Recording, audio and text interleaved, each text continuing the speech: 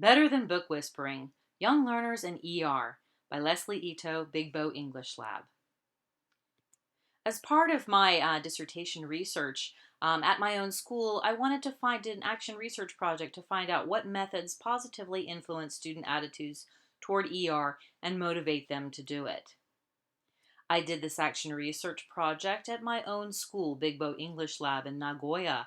Most of our students are like preschool to high school. It is 90-minute lessons with a strong CLIL curriculum and also a strong focus on extensive reading. My initial sample size was 91 students between the ages of 6 and 16 years old. These were 14 different classes, and there were 42 Japanese EFL students and 49 returnees, which means students who had lived overseas, maybe gone to an international school, and also graduates from international preschool programs. My classes, as I said, are 90 minutes, once a week classes. In the class, we have 10 minutes of shared reading or phonics in class. We do not do silent sustained reading in the class. Instead, students check out books from the library to do extensive reading at home. Here is a slide of my school. My library, all of these books here, they all have recorded audio to support students who are learning to read. And I also have a large selection of graded readers and leveled readers, and also short novels that would appeal to the students. Initially, I wanted to test and use some of the methods that were introduced in the book, The Book Whisperer. I read this book. I was very inspired. The Book Whisperer, her name is Donalyn Miller. She's a very famous sixth grade teacher. She gets students to read 40 novels a year. And she's actually been an invited speaker for some extensive reading world congresses in the past. The method of book whispering she gives out a questionnaire to find out what the students' interests are. And then using the information from that questionnaire, she selects books to recommend to the students. So it is direct recommendation. So I was really wanting to see if this would work with my students. However, the initial data from my questionnaire was not so good. 69% of the students wanted to choose library books themselves. Only 9% wanted more help from the teacher, and 15% liked having the teacher help them. Not really good data to show that this is something that the students would welcome. I took a stronger look at the 15% who wanted to have the teacher help them and realized these were students that I had found helped them find their home run book. So these were the only times that I was really successful. Considering how well I know my students come for years and years. I don't just see them for a semester. I should have been more successful at recommending these books to the students.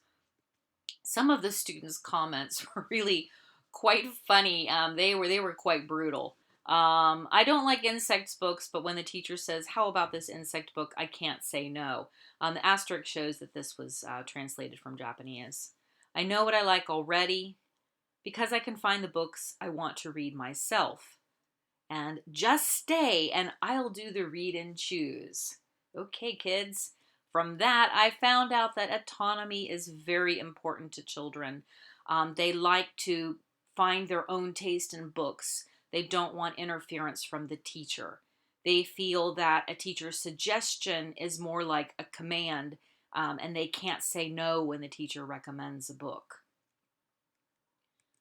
So instead, I had to ditch my initial plan of using book whispering in the class, and instead I found a method that I call Teacher Read Alouds. I divided my sample size into two. One of them I used peer-to-peer recommendation, which was not very effective. But the Teacher Read Aloud group, it was very effective. In this group, I had 48 students. We conducted this experiment from October to December in 2017 from 7 different classes. 4 book series were introduced over a period of 4 classes. For Teacher Read Alouds, students, I read the book to the students in a very dramatic fashion. Or if I'm reading a longer book, such as a chapter book, I would read maybe the first chapter. I would do this right before it was time for us to borrow books from the library. Then after that, I would lay the book down and also other books in the same series, and just lay them out there without any explanation.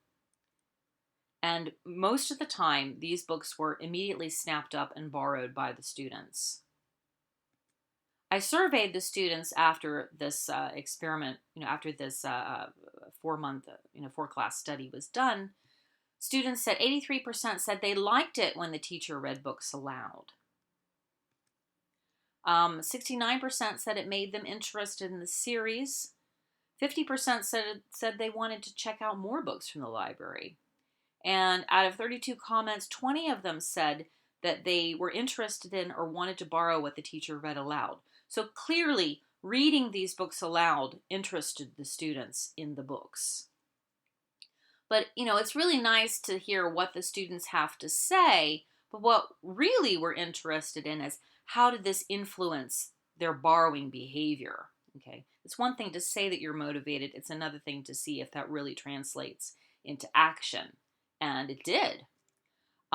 Using the Lixon Library borrowing system, I was able to see the students' past borrowing data.